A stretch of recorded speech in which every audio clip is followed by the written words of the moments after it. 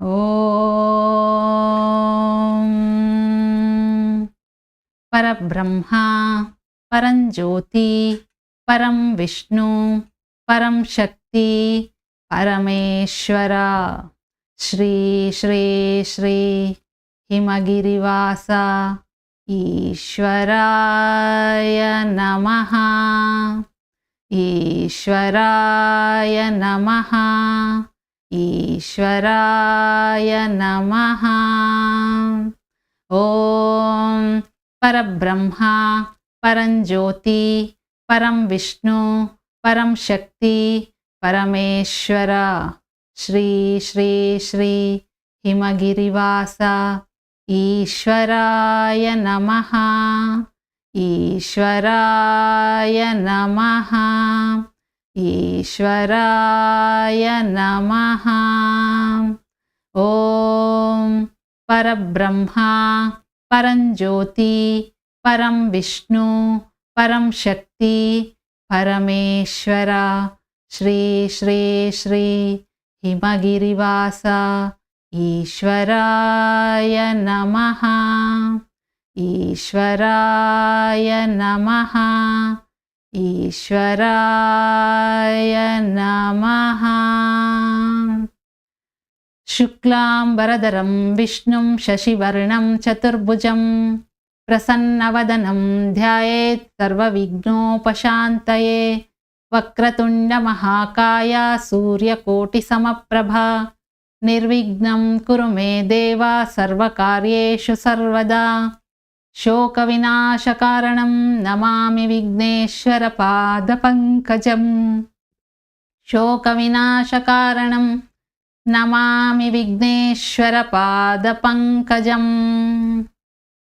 ಪರಮೇಶ್ವರ ಸ್ವರೂಪವಾದಂತಹ ಸಭೆಗೆ ನಮಸ್ಕಾರಗಳು.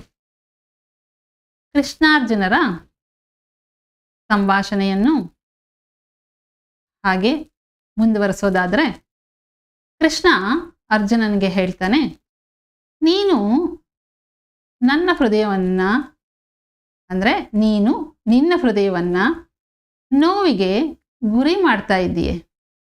ಇವರೆಲ್ಲರ ಸಾವಿಗೆ ನೀನು ಕಾರಣ ಆಗ್ತಿದ್ದೀನಲ್ಲ ಅನ್ನೋ ಭಯ ಪಡ್ತಿದೀಯ. ಹುಚ್ಚ, ನಿಜಕ್ಕೂ ಸಾವಿಗೆ ಹೆದರುವ ಅವಶ್ಯಕತೆ ಏನಿದೆ? ಇದು ಸರ್ವೇ ಸಾಮಾನ್ಯ. ಹುಟ್ಟಿದಂತಹ ಪ್ರತಿ ಜೀವಿಗೂ ಸಾವು ತಪ್ಪಿದ್ದಲ್ಲ. ಕೆಲವರು ಮುಂದೆ, ಕೆಲವರು ಹಿಂದೆ. ಒಟ್ಟಿನಲ್ಲಿ ಎಲ್ಲರೂ ಕೂಡ ಸಾವಿನ ಮಡಿಲನ್ನ ಸೇರಬೇಕಾಗಿದ್ದೆ. ಸಂಕ್ಷಿಪ್ತವಾಗಿ ಹೇಳೋದಾದ್ರೆ, ಭೂಮಿಯ ಮೇಲೆ ಹುಟ್ಟಿದಂತಹ ಪ್ರತಿ ಜೀವಿಯು ಹುಟ್ಟಿದ ಮರುಕ್ಷಣದಿಂದ ಸಾವಿನ ಕಡೆಗೆ ಪ್ರಯಾಣ ಮಾಡ್ತಾನೇ ಇರ್ತಾನೆ. ಅಂದರೆ ಸಾವಿನೆಡೆಗೆ ಅವನ ಪ್ರಯಾಣ ಖಂಡಿತವಾಗಿ ನಡೀತಾ ಇರುತ್ತೆ. ಮನುಷ್ಯ ಕೂಡ ಹಾಗೇನೆ. ಅನೇಕ ವಿದ್ವಾಂಸರು, ಜ್ಞಾನಿಗಳು, ಬುದ್ಧಿಜೀವಿಗಳು, ಪಂಡಿತರು ಇದ್ದಾರೆ. ಅಂದರೆ ಅವ್ರು ಯಾರು? ಹಾಗಂದ್ರೆ ಯಾರು? ಮಹಾಕಾವ್ಯಗಳನ್ನ, ಬ್ರಹ್ಮಸೂತ್ರಗಳನ್ನ, ವೇದ ಉಪನಿಷತ್ತುಗಳನ್ನ ಕಂಠ ಮಾಡಿದ ಮೇಧಾವಿಗಳು. ಆದರೆ ಅಂಥವರು ಸಹ ತಮ್ಮವರು ಮರಣಿಸಿದರೆ ದುಃಖ ಪಡ್ತಾರೆ, ಮನೋವ್ಯಾಕುಲತೆಯಿಂದ ಕುಗ್ಗಿ ಹೋಗ್ತಾರೆ. ಇದಕ್ಕೆ ಕಾರಣ ಏನು? ಕಾರಣ ಏನು ಅಂದರೆ, ಅಂತಹವರದ್ದು ಕೇವಲ ಗ್ರಂಥ ಜ್ಞಾನ, ಗ್ರಂಥಗಳ ಅಧ್ಯಯನ ಅವರಿಗೆ ವಿದ್ಯಾ ಪಾಂಡಿತ್ಯವನ್ನ ನೀಡುತ್ತಿರುತ್ತದೆ ವಿನಃ ಅವರನ್ನ ಜ್ಞಾನವಂತರನ್ನಾಗಿ ಮಾಡಿರೋದಿಲ್ಲ. ಪಾಂಡಿತ್ಯ ಜ್ಞಾನನೇ ಬೇರೆ, ಆಧ್ಯಾತ್ಮಿಕ ಜ್ಞಾನನೇ ಬೇರೆ. ಅನುಭವ ಮತ್ತೆ ಆತ್ಮಾವಲೋಕನ ಎನ್ನುವುದು ಅವರವರಿಗಿರುವ ಪ್ರಾಪಂಚಿಕ ಧೋರಣೆ, ಲೌಕಿಕ ಅನುಭವ, ಅನುಬಂಧಕ್ಕೆ ತಕ್ಕಂತೆ ರೂಪುಗೊಳ್ಳುತ್ತೆ. ಭೌತಿಕವಾಗಿ ಎಲ್ಲರ ಮಧ್ಯೆ ಜೀವಿಸ್ತಾ ಇದ್ದು ಆಂತರಿಕವಾಗಿ ಭವಬಂಧನಗಳನ್ನು, ಸುಖ ದುಃಖಗಳನ್ನು, ರಾಗ ದ್ವೇಷಗಳನ್ನು ಮೀರಿ ವ್ಯವಹರಿಸುವವರು ಕೂಡ ಇದ್ದಾರೆ. ವಾಸ್ತವವಾಗಿ ವಿದ್ವಾಂಸ ಎನ್ನುವ ಪದ ಜ್ಞಾನಿಗಳಿಗೆ ಮಾತ್ರ ಅನ್ವಯಿಸುತ್ತೆ. ಓದುವುದರಿಂದ ಪಾಂಡಿತ್ಯ ಹೆಚ್ಚಾಗುತ್ತದೆ ವಿನಃ ವಿವೇಚನೆ ಹೆಚ್ಚಾಗೋದಿಲ್ಲ. ವಿವೇಚನೆ ಬೇಕಂದ್ರೆ ವಾಸ್ತವವನ್ನ ಗುರುತಿಸಬೇಕು. ಆಗಲೇ ಅವರು ಪಂಡಿತ ಅಥವಾ ಪಂಡಿತರು ಎನ್ನಿಸಿಕೊಳ್ಳೋದಕ್ಕೆ ಸಾಧ್ಯ. ಅಂತಹ ಪಾಂಡಿತ್ಯ ನಮಗೆ ಒಲಿಬೇಕಾದ್ರೆ, ನಿನಗೂ ಒಲಿಬೇಕಾದ್ರೆ ನೀನು ವಾಸ್ತವವನ್ನ ಗ್ರಹಿಸುವವನಾಗು ಅಂತ ಕೃಷ್ಣ ಅರ್ಜುನನ್ಗೆ ಹೇಳ್ತಾ, ಈ ಯುದ್ಧ ಭೂಮಿಯಲ್ಲಿ ಆಯೋಜಿಸಲ್ಪಟ್ಟಿರುವ ನಿನ್ನ ಬಂಧು ಬಳಗ ಹಾಗೂ ಪ್ರೀತಿ ಪಾತ್ರರನ್ನ ನೀನು ಕೊಲ್ಲಬೇಕಾಗಬಹುದು ಎಂದು ನೀನು ಭಯ ಪಡ್ತಾ ಇದೀಯ, ತುಂಬಾ ನೋವು ಪಡ್ತಾ ಇದೀಯ. ಈ ರೀತಿ ಭಾವನೆಯಿಂದ ನೀನು ಯುದ್ಧ ಮಾಡಿಲ್ಲ ಅಂದ ಮಾತ್ರಕ್ಕೆ ಅವರೇನು ಸಾವನಿಂದ ತಪ್ಪಿಸ್ಕೊಳ್ಳಕ್ಕೆ ಆಗತ್ತಾ?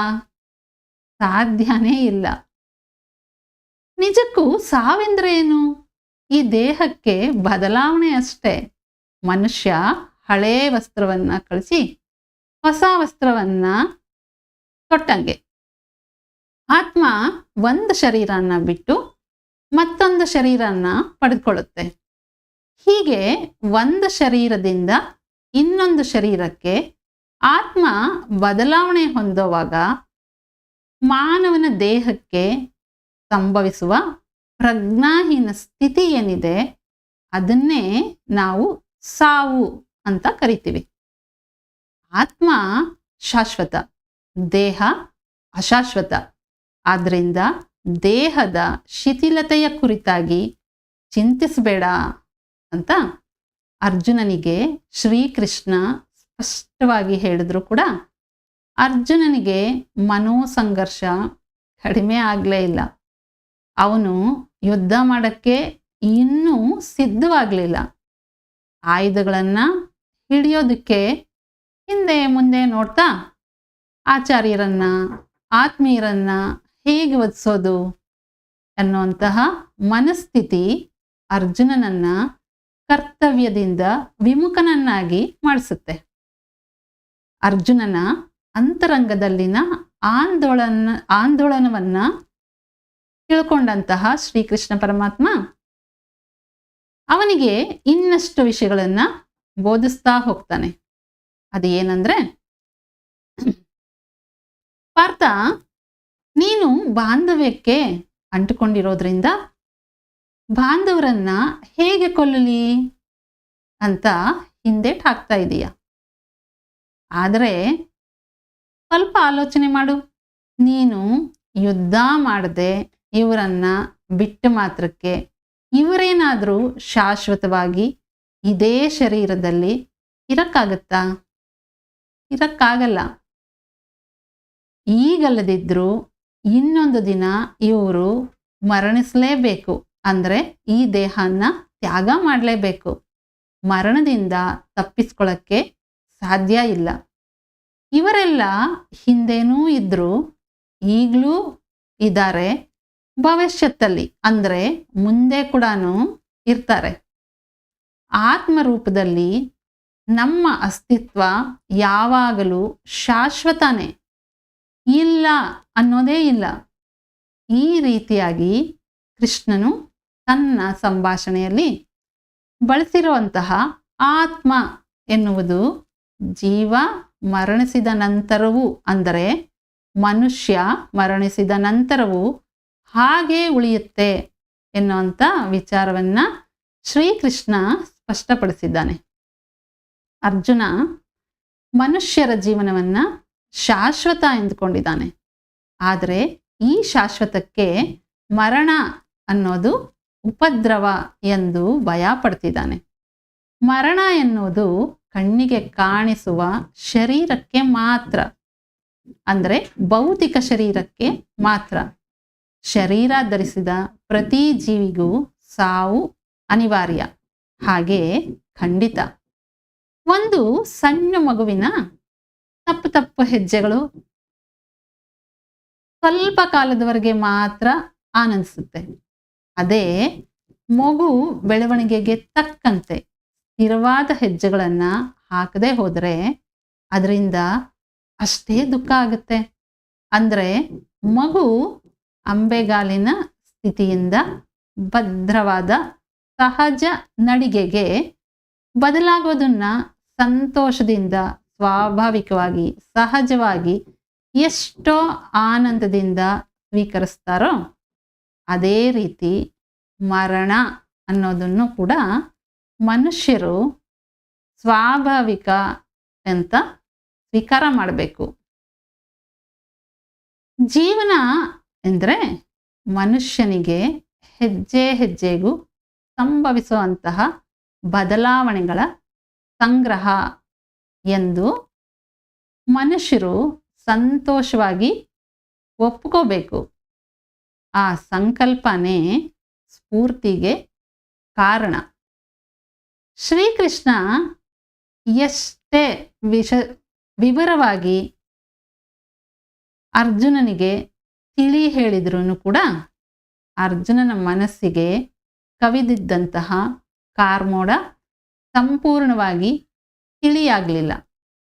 ಅರ್ಜುನ ಬಾಹ್ಯ ಕಣ್ಣುಗಳಿಂದ ತನಗೆ ಕಾಣಿಸ್ತಿರುವ ಬಂಧುಗಳು, ಬಾಂಧವರು, ಸಂಬಂಧಿಕರು ಮತ್ತು ತನ್ನ ಸುತ್ತಲಿನ ಪ್ರಪಂಚನ ನೋಡ್ತಾ ಇದ್ದಾನೆ. ಆದರೆ ವಿಶ್ವರೂಪನಾದ ಶ್ರೀಕೃಷ್ಣನ ಆತ್ಮಾವಲೋಕನದ ಶಕ್ತಿಯುಳ್ಳ ಅಂತರ್ನೇತ್ರಗಳನ್ನು ಕೂಡ ಅರ್ಜುನ ಹೊಂದಿದ್ದಾನೆ. ಆದ್ರಿಂದಲೇ ಅರ್ಜುನ ಎಷ್ಟೋ ಪಾರಮಾರ್ಥಿಕ ವಿಷಯಗಳನ್ನು, ಅತೀಂದ್ರಿಯ ವಿಷಯಗಳನ್ನು ತಿಳಿದುಕೊಳ್ಳೋದಕ್ಕೆ ಸಮರ್ಥನಾಗಿದ್ದಾನೆ. ಶ್ರೀಕೃಷ್ಣ ಅರ್ಜುನನಿಗೆ ಅಸಮರ್ಥಕನಾಗಿ, ಶಕ್ತಿಹೀನನಾಗಿ ಬದುಕಬೇಡ ಅಂತ ಎಚ್ಚರಿಸ್ತಾನೆ. ಕರ್ತವ್ಯಕ್ಕೆ ವಿಮುಖನಾಗಬಾರದು ಅಂತ ಆದೇಶ ಮಾಡ್ತಾನೆ. ನಿಜಕ್ಕೂ ಕೃಷ್ಣ ಅರ್ಜುನ ಯಾರು? ಅರ್ಜುನ ಯಾರು? ಕೃಷ್ಣ ಯಾರು? ಅವನ ಧನುರ್ಬಾಣದ ಶಕ್ತಿ ಏನು? ಅರ್ಜುನ ಒಮ್ಮೆ ಪ್ರಯೋಗಿಸಿದಂತಹ ಧನುರ್ಬಾಣಗಳನ್ನು ಮತ್ತೆ ಹೇಗೆ ಬಳಸ್ತಾನೆ? ಶ್ರೀಕೃಷ್ಣನು ಅರ್ಜುನನನ್ನ ಒಂದು ಆಯುಧವನ್ನಾಗಿ ಬಳಸ್ಕೊಂಡಿದ್ದಾನೆ. ಇಲ್ಲಿ ಅರ್ಜುನ ಒಬ್ಬ ವೀರ ಮಾತ್ರ ಅಲ್ಲ, ಕೇವಲ ಒಂದು ಸಾಧನ ಮಾತ್ರವೇ. ಆದ್ದರಿಂದಲೇ ಶ್ರೀಕೃಷ್ಣನು ಅರ್ಜುನನನ್ನ ನಿನ್ನ ಕರ್ತವ್ಯವನ್ನು ನೀನು ನಿರ್ವಹಿಸು ಅಂತ ಕಟ್ಟುನಿಟ್ಟಾಗಿ ಆದೇಶ ಮಾಡ್ತಾನೆ. ತನ್ನ ಕರ್ತವ್ಯವನ್ನ ಸಮಚಿತ್ತದಿಂದ ಸಹಧರ್ಮದಿಂದ ಮಾಡಬೇಕಾದ್ದು ನಿನ್ನ ಕರ್ತವ್ಯ ಅಂತ ಬೋಧನೆ ಮಾಡ್ತಾನೆ. ಆದರೆ ಎಷ್ಟೇ ಹೇಳಿದ್ರೂ ಅರ್ಜುನನ ಖಿನ್ನತೆ ಕಡಿಮೆ ಆಗಲಿಲ್ಲ. ಅದಕ್ಕಾಗಿಯೇ ಅರ್ಜುನ ಯಾವ ಆಯುಧಗಳನ್ನು, ಬಿಲ್ಲು ಬಾಣನ್ನು ಕೂಡ ಹಿಡಿಯಲಿಲ್ಲ. ಯುದ್ಧವನ್ನ ಮಾಡೋದಕ್ಕೆ ಇನ್ನೂ ಸಿದ್ಧ ಆಗಲಿಲ್ಲ. ಅರ್ಜುನ ಹೇಳ್ತಾನೆ, ಕೃಷ್ಣ ಯುದ್ಧ ಪ್ರಾರಂಭಿಸಿದ್ರೆ ನಾನು ಶತ್ರು ಸೈನ್ಯದ ಮೇಲೆ ದಾಳಿ ಮಾಡದೆ ಇರಕ್ಕೆ ಸಾಧ್ಯ ಇಲ್ಲ. ಹಾಗೆ ಮಾಡಿದ್ದೇ ಆದರೆ ನನ್ನಿಂದ ಗಾಯಗೊಂಡಂತಹ ತಾತ ಭೀಷ್ಮ, ಗುರುದೇವರಾದಂತಹ ದ್ರೋಣಾಚಾರ್ಯರು, ಕೃಪಾಚಾರ್ಯರು, ನನ್ನ ಬಂಧು ಬಳಗ ಎಲ್ಲರೂ ಕೂಡ ಗಾಯಗಳಿಂದ ಗಾಯದ ನೋವನ್ನ ಅನುಭವಿಸುವ ದುಃಖಕ್ಕೆ ನಾನೇ ತಾನೇ ಕಾರಣ. ಅದು ಪಾಪ ತಾನೇ, ತಪ್ಪು ತಾನೇ. ಅಷ್ಟೇ ಅಲ್ಲದೆ ನೀನು ಹೇಳೋ ಹಾಗೆ ನಾನು ಯುದ್ಧ ಮಾಡಿದ್ರೆ ಆ ಸಂದರ್ಭದಲ್ಲಿ ಶತ್ರುಗಳಿಗೆ ಅಲ್ಲ, ಅವರಿಂದ ನನಗೂ ಕೂಡ ಗಾಯ ಆಗುತ್ತೆ. ನಾನು ಕೂಡ ದೈಹಿಕವಾಗಿ ನೋವನ್ನು ಅನುಭವಿಸಬೇಕಾಗತ್ತೆ. ಗಾಯಗಳಿಂದ ಆಗುವಂಥ ನೋವನ್ನು ನಾನು ಯಾಕೆ ಅನುಭವಿಸ್ಬೇಕು ಅಂತ ಅರ್ಜುನ ಕೃಷ್ಣನ್ನ ಪ್ರಶ್ನೆ ಮಾಡಿದಾಗ ಶ್ರೀಕೃಷ್ಣ ನಗ್ತಾ ಪಾಪ, ತಪ್ಪು, ನೋವು, ಸಂತೋಷ ಎನ್ನೋ ಪದಗಳನ್ನು ವಿಶ್ಲೇಷಿಸುತ್ತಾ ಅರ್ಜುನನಿಗೆ ಇನ್ನಷ್ಟು ರಹಸ್ಯಗಳನ್ನು ಹೇಳ್ತಾನೆ. ಪಾರ್ಥ, ಈ ಮಾನವ ಶರೀರ ಪಂಚೇಂದ್ರಿಯಗಳಿಂದ ಮಾಡಲ್ಪಟ್ಟಿರುವಂಥ ಯಂತ್ರ. ಕಣ್ಣುಗಳಿಗೆ ದೃಷ್ಟಿ, ಕಿವಿಗಳಿಗೆ ಶಬ್ದ, ಚರ್ಮಕ್ಕೆ ಸ್ಪರ್ಶ, ರೂಪಕ್ಕೆ ಆಕೃತಿ, ನಾಲಿಗೆಗೆ ರುಚಿ, ಈ ರೀತಿಯಾಗಿ ಶರೀರದ ಅಂಗಾಂಗಗಳು ವಿವಿಧ ಕಾರ್ಯಗಳನ್ನು ನಿರ್ವಹಿಸುತ್ತೆ. ಪಂಚೇಂದ್ರಿಯಗಳು ಸಮರ್ಪಕವಾಗಿ ಕೆಲಸ ನಿರ್ವಹಿಸ್ತಾ ಇರೋದ್ರಿಂದಲೇ ಮನುಷ್ಯ ತನ್ನ ಸುತ್ತಮುತ್ತಲಿನ ಈ ಪ್ರಪಂಚನ ಅನುಭವಿಸೋದಕ್ಕೆ ಸಾಧ್ಯ ಆಗ್ತಿರೋದು. ಜೀವ ಮತ್ತೆ ಅಜೀವ ವಸ್ತುಗಳ ನಡುವಿನ ವ್ಯತ್ಯಾಸವನ್ನ ಗುರುತಿಸ್ತಾ ಇರೋದು. ಎಷ್ಟೋ ವಿಷಯಗಳ ನಡುವಿನ ವ್ಯತ್ಯಾಸ ತಿಳಿದುಕೊಳ್ತಾ ಇದ್ದಾನೆ. ಮಾನವರಲ್ಲಿ ಉಂಟಾಗುವಂತಹ ಸುಖ ದುಃಖಗಳು, ರಾಗ ದ್ವೇಷಗಳಿಗೆ ಕಾರಣ ಈ ಪಂಚೇಂದ್ರಿಯಗಳೇ. ಹಿತಕರವಾದಂತಹ ಘಟನೆಗಳು ನಡೆದಾಗ ಸಂತೋಷ ಪಡೋದು, ಅಹಿತಕರವಾದ ಘಟನೆಗಳಿಗೆ ದುಃಖಿಸುವಂತಹ ಸಹಾನುಭೂತಿಗಳಿಗೆ ಪಂಚೇಂದ್ರಿಯಗಳೇ ಕಾರಣ. ಮನುಷ್ಯನ ಆಲೋಚನೆಗಳಿಗೆ ಮೂಲ ಮನಸ್ಸು. ಆ ಮನಸ್ಸೇ ಆಯಾ ಸಂದರ್ಭಕ್ಕೆ ತಕ್ಕಂತೆ ಕೆಲವೊಮ್ಮೆ ಪರವಾಗಿಯೂ ಮತ್ತೆ ಕೆಲವು ಸಂದರ್ಭಕ್ಕೆ ವಿರೋಧವಾಗಿಯೂ ಸ್ಪಂದಿಸೋ ಹಾಗೆ ಪ್ರೇರೇಪಿಸುತ್ತೆ ಕೂಡ. ಬಾಹ್ಯ ನೇತ್ರಗಳಿಂದ ಸ್ವೀಕರಿಸಿದ ವಿಷಯಗಳಿಗೆ ಮನೋಸ್ಪಂದನೆ ಉಂಟಾಗುತ್ತದೆ. ಈ ಸ್ಪಂದನೆಗಳು ಕೆಲವೊಮ್ಮೆ ಸಂತೋಷಕ್ಕೂ ಕೆಲವೊಮ್ಮೆ ವಿಷಾದಕ್ಕೂ ದಾರಿ ಮಾಡಿಕೊಡುತ್ತೆ. ಅದು ಹೇಗೆಂದ್ರೆ, ಒಂದು ಉದಾಹರಣೆ. ಒಂದು ತಾಯಿ ಮಗನನ್ನ ಗಮನಿಸೋದಾದ್ರೆ ತುಂಬಾ ಸಂತೋಷವಾಗಿ ಆನಂದದಿಂದ ಕೇಕೆ ಹಾಕ್ತಾ ನಗ್ನಗ್ತಾ ಆಟ ಆಡ್ತಿರೋಂಥ ಮಗುವನ್ನು ಕಂಡ್ರೆ ತಾಯಿ ಕೂಡ ಎಷ್ಟೋ ಸಂತೋಷ ಆನಂದಗಳನ್ನು ಅನುಭವಿಸ್ತಾ ಇರ್ತಾಳೆ. ಆ ಕ್ಷಣಗಳನ್ನು ಸಂತೋಷವಾಗಿ ಅನುಭವಿಸ್ತಾಳೆ. ಅದೇ ಮಗು ಏನಾದರೂ ಅನಾರೋಗ್ಯದಿಂದ ಕಷ್ಟಪಡ್ತಾ ಇದ್ರೆ ತಾಯಿ ಮನಸ್ಸು ವಿಲ ವಿಲ ವಿಲ ಅಂತ ಒದ್ದಾಡುತ್ತೆ, ನೋವಿನಿಂದ ತಲ್ಲಣಿಸುತ್ತೆ. ಮಗುವಿನ ಕೇಕೆಗೆ ಆನಂದ ಪಟ್ಟಂತ ತಾಯಿನೇ ಮಗುವಿನ ನೋವಿಗೆ ತಾಳಲಾರದಂತಹ ದುಃಖಕ್ಕೆ ಗುರಿಯಾಗ್ತಾಳೆ. ಇದನ್ನ ಆಳವಾಗಿ ಗಮನಿಸಿದ್ರೆ ನಮಗೆ ತಿಳಿಯೋದೇನೆಂದ್ರೆ, ಸುಖ ಆಗಲಿ ದುಃಖ ಆಗಲಿ ಶಾಶ್ವತವಾಗಿ ಇರದಂತಹ ಸ್ಪಂದನಗಳು. ಯಾವುದೇ ಭಾವನೆಯಾದರೂ ಮನುಷ್ಯನಲ್ಲಿ ಅಶಾಶ್ವತವಾಗಿರುತ್ತೆ.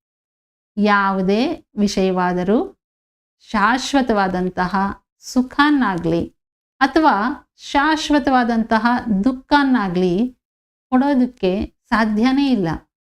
ಅನುಬಂಧಗಳು, ಐಶ್ವರ್ಯ, ಕೀರ್ತಿ, ಪ್ರತಿಷ್ಠೆ, ಸೋಲು, ಗೆಲುವು ಮುಂತಾದ ಯಾವುದೇ ವಿಷಯದಿಂದ ಉಂಟಾಗುವಂತಹ ಭಾವನೆಗಳು ಕ್ಷಣಿಕ, ಅಂದರೆ ಸ್ವಲ್ಪ ಕಾಲದವರೆಗೆ ಮಾತ್ರನೇ ನಮ್ಮೊಂದಿಗೆ ಇರುತ್ತೆ.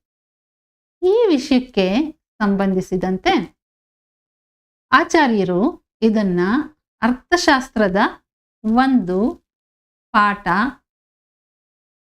ನಮಗೆ ಹೇಗೆ ರುಜು ಮಾಡುತ್ತೆ ಅಂತ ಹೇಳ್ತಾರೆ. ಅದೇನಂದ್ರೆ, ನಾವು ನಿತ್ಯ ಜೀವನದಲ್ಲಿ ಕಾಫಿ ಕುಡಿಯುವಾಗ ಮೊದಲನೇ ಗುಟಕಲ್ಲಿ ಅನುಭವಿಸುವಂತಹ ಆನಂದ, ಆಸ್ವಾದಿಸುವಂಥ ರುಚಿ ಕ್ರಮೇಣವಾಗಿ ನಂತರದ ಗುಟುಕುಗಳಲ್ಲಿ ಹೇಗೆ ಕಡಿಮೆಯಾಗುತ್ತಾ ಬರುತ್ತೋ ಹಾಗೆ ಮನಸ್ಸಿನ ಸುಖ, ಸಂತೋಷ, ಆನಂದ, ದುಃಖ, ದ್ವೇಷ, ರೋಷಗಳು ಎಲ್ಲ ಭಾವನೆಗಳು ಕೂಡ ಕಾಲ ಕಳೆದಂತೆ ಅದರ ತೀವ್ರತೆಯನ್ನು ಕಳ್ಕೊಳ್ತಾ ಹೋಗುತ್ತೆ. ಇದನ್ನೇ ಇನ್ನೊಂದು ಉದಾಹರಣೆಯೊಂದಿಗೆ ಹೀಗೆ ಹೇಳಬಹುದು, ಒಬ್ಬ ದಂಪತಿಗಳು ಎಷ್ಟೋ ವ್ರತ ಪೂಜೆ ಮಾಡಿ ಬಯಸಿ ಬಯಸಿ ಒಂದು ಮಗುನ್ನ ಪಡ್ಕೊಳ್ತಾರೆ. ಪಡ್ಕೊಂಡ ಮೇಲೆ ಅವ್ರ ಸಂತೋಷಕ್ಕೆ, ಆಸೆಗಳಿಗೆ ಆ ಚಿಕ್ಕ ಮಗು ಕಾರಣ ಆಗುತ್ತೆ. ಅವರು ಆ ಮಗುನ ಹೆಚ್ಚು ಪ್ರೀತಿ, ವಾತ್ಸಲ್ಯ, ಕಾಳಜಿಯಿಂದ ಮಗು ಕೇಳಿದ್ದನ್ನೆಲ್ಲ ಕೊಡಿಸ್ತಾ ಪ್ರೀತಿಯಿಂದ ಬೆಳೆಸ್ತಾರೆ. ಒಳ್ಳೆ ಶಿಕ್ಷಣ ಕೊಟ್ಟರು, ಒಳ್ಳೆ ಉದ್ಯೋಗನೂ ಕೊಡಿಸಿದ್ರು. ಯುಕ್ತ ವಯಸ್ಸಿಗೆ ಬಂದಾಗ ಮಗನಿಗೆ ವಿವಾಹ ಮಾಡಬೇಕು ಅಂತ ಒಂದು ಕನ್ಯೆಯನ್ನ ತಾವೇ ಆಯ್ಕೆ ಕೂಡ ಮಾಡಿದ್ರು. ಇಲ್ಲಿವರೆಗೆ ತಂದೆ ತಾಯಿಯ ಇತಿಮಿತಿಯಲ್ಲೇ ಇದ್ದ ಮಗ ಮದುವೆ ಪ್ರಸ್ತಾಪ ಬಂದಾಗ ವಿವಾಹ ತನ್ನಿಷ್ಟದಂತೆ ನಡಿಬೇಕು ಅಂತ ತಂದೆ ತಾಯಿಯ ಇಷ್ಟವನ್ನ ವಿರೋಧಿಸ್ತಾನೆ. ಅಂದ್ರೆ ತಂದೆ ತಾಯಿ ಆಯ್ಕೆ ಮಾಡಿದಂಥ ಹುಡುಗಿಯನ್ನ ನಿರಾಕರಿಸ್ತಾನೆ. ತಂದೆ ತಾಯಿ ಇಲ್ಲಿಯವರೆಗೆ ಮಗನಿಂದ ಸುಖ ಸಂತೋಷ ಪಡಿತಿದ್ರು. ಈ ಹುಡುಗಿ ತಿರಸ್ಕಾರದಿಂದ ಮಗನಿಂದಾಗಿ ತೀವ್ರವಾದ ನೋವನ್ನ ಹೊಂದುತ್ತಾರೆ. ಮಾನಸಿಕವಾಗಿ ಕುಗ್ಗಿ ಹೋಗ್ತಾರೆ. ಇಷ್ಟು ವರ್ಷಗಳು ಸುಖ ಕೊಟ್ಟಂತ ಮಗ ಈಗ ನೋವಿಗೆ ಕಾರಣ ಆಗಿದ್ದಾನೆ. ಈ ಘಟನೆಯನ್ನ ಆಳವಾಗಿ ಯೋಚಿಸಿದಾಗ ಅರ್ಥ ಆಗೋ ವಿಷಯ ಏನಂದ್ರೆ, ತಂದೆ ತಾಯಿ ಅಂದ್ಕೊಂಡ ಹಾಗೆ ಅವರ ಸಂತೋಷಕ್ಕೆ ಅಥವಾ ಅವರ ದುಃಖಕ್ಕೆ ಕಾರಣ ಅವರ ನಿರೀಕ್ಷೆಗಳು ಮತ್ತೆ ಅವರ ಆಸೆಗಳು. ನೋವನ್ನ ಉಂಟು ಮಾಡೋದು ಮಗನ ಉದ್ದೇಶ ಆಗಿರಲಿಲ್ಲ. ಅವನಿಗೆ ಅವನ ಇಷ್ಟಗಳನ್ನ, ಅವನ ಆಸೆಗಳನ್ನ, ಅವನ ಬಯಕೆಗಳನ್ನ ಈಡೇರಿಸ್ಕೊಳ್ಳೋದಷ್ಟೇ ಆಗಿತ್ತು. ತಪ್ಪು ಮಗಂದಲ್ಲ. ಅಸಂತೃಪ್ತಿಗೂ ಮಗನಿಗೂ ಸಂಬಂಧ ಇಲ್ಲ. ಅದು ಅವರವರ ಕಲ್ಪನೆ, ವಿವೇಚನೆಗೆ ಮತ್ತು ಮನಸ್ಸಿಗೆ ಸಂಬಂಧಿಸಿದ್ದು. ಈ ಸತ್ಯನ ಅವರು ಅರಿತುಕೊಂಡ್ರೆ ಮಗನನ್ನ ಖಂಡಿತವಾಗಿಯೂ ನಿಂದಿಸೋದಿಲ್ಲ. ಹಾಗೆ ಅವರು ಕೂಡ ದುಃಖ ಪಡಲ್ಲ. ಇಂತಹ ಪರಿಸ್ಥಿತಿಗಳು ಮತ್ತೆ ಸನ್ನಿವೇಶಗಳನ್ನ ಬೇರೆ ಬೇರೆ ವ್ಯಕ್ತಿಗಳು ಬೇರೆ ಬೇರೆ ರೀತಿಯಾಗಿ ಅನುಭವಿಸ್ತಾನೆ ಇರ್ತಾರೆ. ಅದರಿಂದ ಮನುಷ್ಯ ಸುಖ, ಸಂತೋಷ, ದುಃಖ, ನೋವು, ಭಯ ಮುಂತಾದ ಭಾವನೆಗಳ ಪರಿಣಾಮ ಈ ಜಗತ್ತಿಗೆ ಸಂಬಂಧಿಸಿದ್ದಲ್ಲ. ಮದುವೆ, ಸಂಸಾರ, ಮಕ್ಕಳು, ಉದ್ಯೋಗ, ವ್ಯಾಪಾರ ಇವೇ ಮುಂತಾದವೆಲ್ಲನೂ ಕೂಡ ಮನುಷ್ಯ ತನಗೆ ತಾನೇ ಮಾಡಿಕೊಂಡಿರೋದು ವಿನಃ ಅದು ಪ್ರಪಂಚಕ್ಕೆ ಸೇರಿದ್ದಲ್ಲ.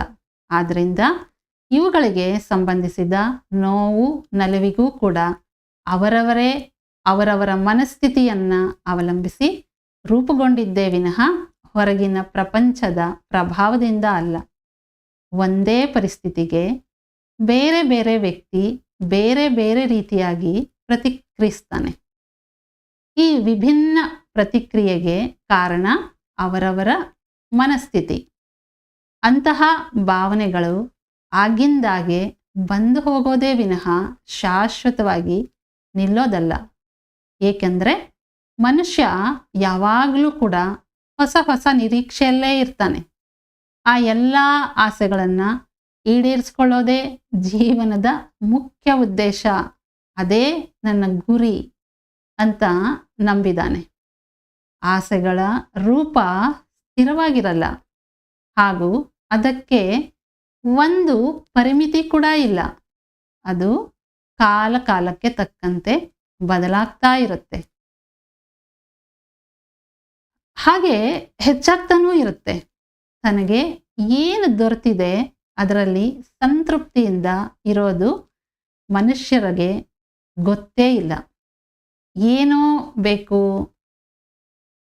ಅಂತ ಒದ್ದಾಡೋದು, ಸಿಕ್ಕಿರೋದಕ್ಕಿಂತ ಇನ್ನೂ ಉತ್ತಮವಾಗಿದ್ದು ಇನ್ನೇನೋ ಬೇಕು ಅಂತ ಹುಡುಕಾಡೋದು, ಅದಕ್ಕೋಸ್ಕರ ಕಷ್ಟಪಡೋದು ಮಾನವನ ಸಹಜ ಸ್ವಭಾವ. ಇದಕ್ಕೆ ಸಂಬಂಧಿಸಿದ ಹಾಗೆ ಇನ್ನೂ ಒಂದು ಉದಾಹರಣೆ ಹೇಳ್ತಾರೆ. ಕಾಲ್ನಡಿಗೆನಲ್ಲಿ ಓಡಾಡ್ತಿದ್ದಂಥ ಒಬ್ಬ ವ್ಯಕ್ತಿಗೆ ಸೈಕಲ್ಲನ್ನು ಕೊಂಡ್ಕೊತಾನೆ. ಸೈಕಲ್ ಕೊಂಡ್ಕೊಂಡ್ಮೇಲೆ ಅಲ್ಲೇ ನಿಲ್ಲಲ್ಲ ಅವನು. ಸ್ಕೂಟ್ರನ್ನು ಯಾವಾಗ ನಾನು ಕೊಂಡ್ಕೊಳ್ಳಿ ಅಂತ ಯೋಚನೆ ಪ್ರಾರಂಭ ಆಗುತ್ತೆ. ಅದು ಸಿಕ್ಕಿದ ನಂತರ ಕಾರನ್ನು ಯಾವಾಗ ಖರೀದಿಸೋದು, ಯಾವಾಗ ಕಾರ್ ತಗೊಳ್ಳಿ ಅನ್ನೋ ಪ್ರಯತ್ನನ ಪ್ರಾರಂಭ ಮಾಡ್ತಾನೆ.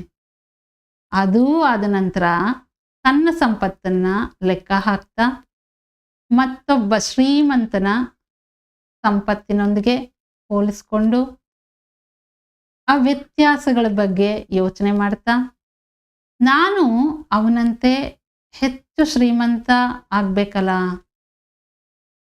ಹೇಗಾಗೋದು ಅನ್ನೋ ಯೋಚನೆಯಲ್ಲಿ ಮುಳುಗ್ತಾನೆ.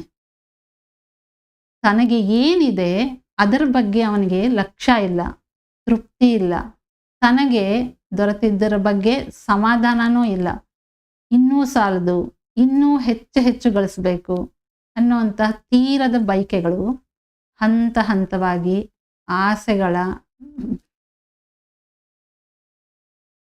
ಮೆಟ್ಟಿಲುಗಳನ್ನು ಹತ್ತುತ್ತಾ ಮೊದಲು ಕ್ರೋಢೀಕರಿಸಿದ್ದಕ್ಕಿಂತ ಹೆಚ್ಚಿನ ಸಂಪತ್ತು ಸೇರಿಸ್ತಾ ಅದಕ್ಕಾಗಿ ಹೆಚ್ಚು ಹೆಚ್ಚು ಶ್ರಮ ಪಡ್ತಾನೆ. ಅದಕ್ಕೆ ಮತ್ತಷ್ಟು ಹೊಸ ಬಯಕೆಗಳನ್ನು ಸೇರಿಸ್ಕೊಳ್ತಾ ಮುಗಿದೇ ಇರೋಂಥ ಜೀವನನೇ ಸವಿಸ್ತಾನೆ. ಆಸೆ ಕುದುರೆಯನ್ನ ಬೆನ್ನೇರ್ತಾನೆ. ಇದು ಮನುಷ್ಯರ ನೈಜ ಗುಣ. ಆದರೆ ಆಸೆಗಳಿಗೆ ಅಂತ್ಯ ಎಲ್ಲಿದೆ? ಬಯಕೆಗಳಿಗೆ ಮಿತಿ ಎಲ್ಲಿದೆ?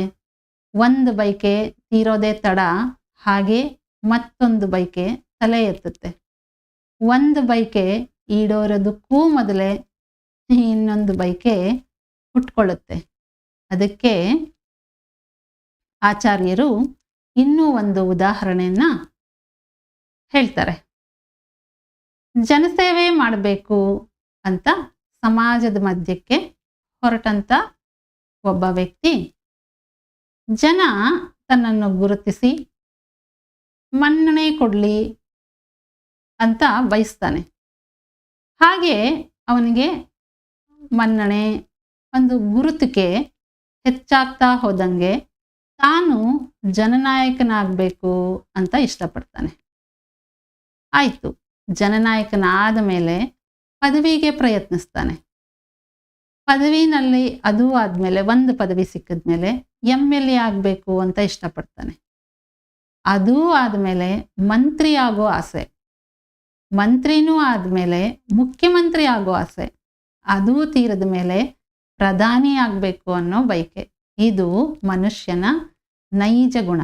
ಹಂತ ಹಂತವಾಗಿ ತನ್ನ ಬಯಕೆಗಳನ್ನು ತೀರಿಸ್ಕೊಳ್ಳೋದಕ್ಕೆ ತನ್ನ ಜೀವನವನ್ನೇ ಸವಿಸುತ್ತಿರುವಂತಹ ಮನುಷ್ಯ ಒಂದು ವಿಷಯವನ್ನು ಗಮನಿಸುವುದಿಲ್ಲ. ಈ ಸಮಾಜದಲ್ಲಿ, ಈ ಸೃಷ್ಟಿಯಲ್ಲಿ ಮನುಷ್ಯನ ಯಾವುದೇ ಸಾಧನೆ ಹಾಗೂ ಅದರ ಫಲಿತಾಂಶ ಮನುಷ್ಯನಿಗೆ ಸಂಪೂರ್ಣವಾದ ಸಂತೋಷವನ್ನು ನೀಡಬಹುದು ಅಥವಾ ನೀಡದೇನೂ ಇರಬಹುದು. ಸಂತೋಷಕ್ಕಾಗಿ ಮನುಷ್ಯ ಮಾಡುವಂತಹ ಎಲ್ಲ ಪ್ರಯತ್ನಗಳು ತಾತ್ಕಾಲಿಕ. ಪ್ರಾಪಂಚಿಕವಾಗಿ ಕಣ್ಣಿಗೆ ಗೋಚರಿಸುವ ಯಾವುದೇ ವಸ್ತು ಮತ್ತು ವಿಷಯದಿಂದ ಮನುಷ್ಯ ಎಂದೂ ಸ್ಥಿರವಾದಂತಹ ಆನಂದಾನುಭೂತಿಯನ್ನು ಹೊಂದೋದಕ್ಕೆ ಸಾಧ್ಯ ಇಲ್ಲ. ಈ ಶಾಶ್ವತ ಸತ್ಯವನ್ನು ಅರಿತು ಮನುಷ್ಯ ಅಂಧಕಾರದಿಂದ ಅತ್ಯವಶ್ಯಕವಾಗಿ ಹೊರಬರಬೇಕು. ಅಸ್ಥಿರವಾದ ಭರವಸೆಗಳೊಂದಿಗೆ ಮನುಷ್ಯ ತನ್ನ ಜೀವನವನ್ನು ಆಸೆಗಳ ಪಂಜರವಾಗಿ ಏಕೆ ಬದಲಾಯಿಸಿಕೊಳ್ಬೇಕು? ಮನುಷ್ಯ ತನ್ನ ಜ್ಞಾನವನ್ನು ಹೆಚ್ಚಿಸ್ಕೊಂಡು ನಿರ್ಮಲ, ನಿಶ್ಚಲ, ನಿರ್ವಿಕಲ್ಪವಾದ ವಾಸ್ತವ ಸ್ಥಿತಿಯನ್ನು ಏಕೆ ತಲುಪಬಾರದು? ಈ ಪ್ರಶ್ನೆಗಳಿಗೆ ಉತ್ತರ ಹುಡುಕೋದೆಂದರೆ ತನ್ನ ಮನಸ್ಸನ್ನ ಶುದ್ಧೀಕರಿಸಿದಂತೆಯೇ. ಆಲೋಚನೆಗಳು ನಿರಂತರವಾಗಿ ಬರುತ್ತೆ. ಯಾವುದರ ಬಗ್ಗೆ ನಮಗೆ ಅರಿವಿರುವುದಿಲ್ಲವೋ ಅಲ್ಲಿ ಮನುಷ್ಯನಿಂದ ತಪ್ಪು ನಡೆಯುತ್ತೆ. ಆದ್ದರಿಂದ ವಿಷಯವನ್ನ ಪರಾಮರ್ಶಿಸಿ ತನ್ನನ್ನು ತಾನು ತಿದ್ದಿಕೊಂಡು ಸರಿಯಾದ ದಾರಿಯಲ್ಲಿ ಬದುಕಬೇಕೆಂಬ ಅಭಿಪ್ರಾಯಕ್ಕೆ ಮನುಷ್ಯ ಬರಬೇಕು. ಓಂ ಸಹನಾವವತು ಸಹನೌ ಭುನಕ್ತು ಸಹ ವೀರ್ಯಂ ಕರವಾವಹೈ ತೇಜಸ್ವಿನಾವಧೀತಮಸ್ತು ಮಾ ವಿದ್ವಿಷಾವಹೈ. ಓಂ ಶಾಂತಿ ಶಾಂತಿ ಶಾಂತಿ. ಶ್ರೀ ಗುರು ದತ್ತಾತ್ರೇಯಾರ್ಪಣಮಸ್ತು.